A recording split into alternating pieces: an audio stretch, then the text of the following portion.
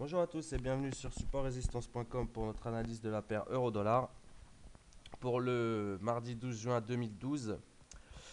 Et donc, on va voir un petit peu ce qui s'est passé hier. Donc, hier, on avait gapé, on avait un petit.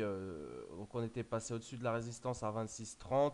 Bon, sans nouvelles et avec un gap aussi énorme, on avait privilégié les ventes sous 26, sous 1,2630, pardon, pour aller chercher un 25,50 et un 25,50 pour les plus vendeurs, conserver les positions pour jouer une cassure des 24,50 et donc poursuivre la dynamique baissière en journalier.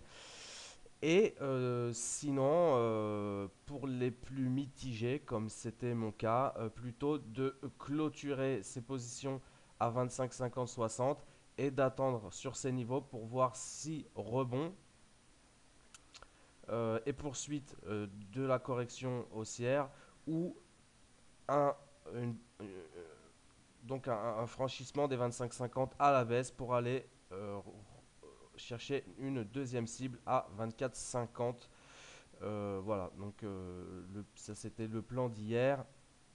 Ce qui s'est passé, c'est que on a tenté un rebond ici, on peut le voir sur 25,50, qui a échoué. On est repassé sous 25,50, direction 24,50. On a fait 24,60 au plus bas.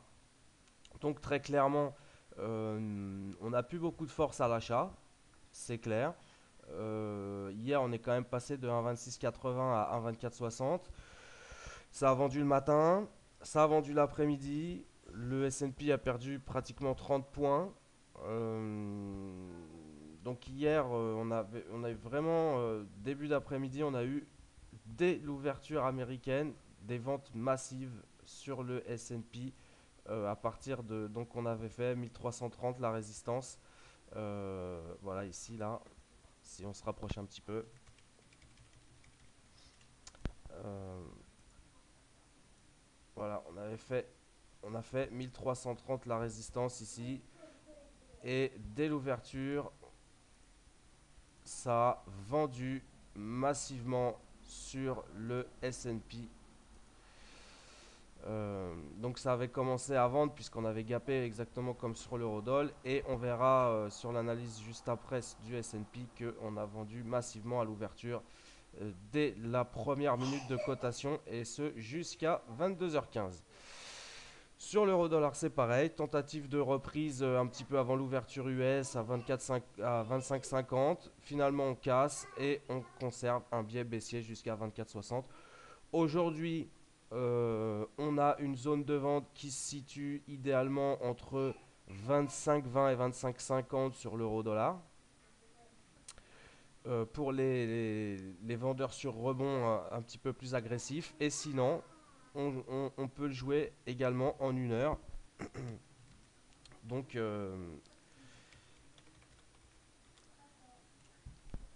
donc à la cassure des plus bas d'hier ou alors si on est encore plus frileux et attentiste, jouer donc seulement une cassure de ce niveau à 24,50. Voilà. Donc sous 24,50, hier on l'a dit, tant qu'on est au-dessus de 24,50, on conserve pas des probabilités, mais des chances de rebond si le marché est un petit peu actif. Bon, la résistance là a été vraiment très très forte. Ça a vendu toute la journée, on a comblé le gap, mais bon, voilà, non concluant. Voilà, donc plutôt vendeur pour le coup, hein, aujourd'hui. On a voilà une zone entre 25 30 et 25 50. Disons 25 20 et 25 50 pour vendre sur rebond. Et sinon, on attendra la cassure à 24 50 pour rentrer short sur le marché vers 23, hein. Voilà, 1,23. Voilà ce qu'on peut dire sur l'euro-dollar. On surveille bien sûr l'ouverture, hein, c'est ça qui va aussi donner le ton.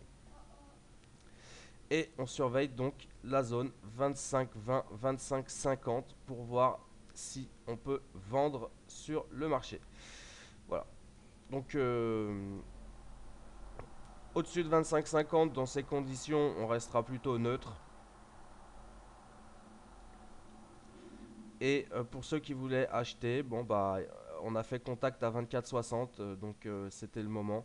Éventuellement, si on a un repli ce matin, mais le fait qu'on soit revenu encore une fois sur ces niveaux, ça montre quand même que on a plus beaucoup de force à l'achat et que donc il serait peut-être préférable soit de vendre sur un rebond, soit d'attendre une cassure ici pour vendre. Personnellement, j'attendrais plutôt une cassure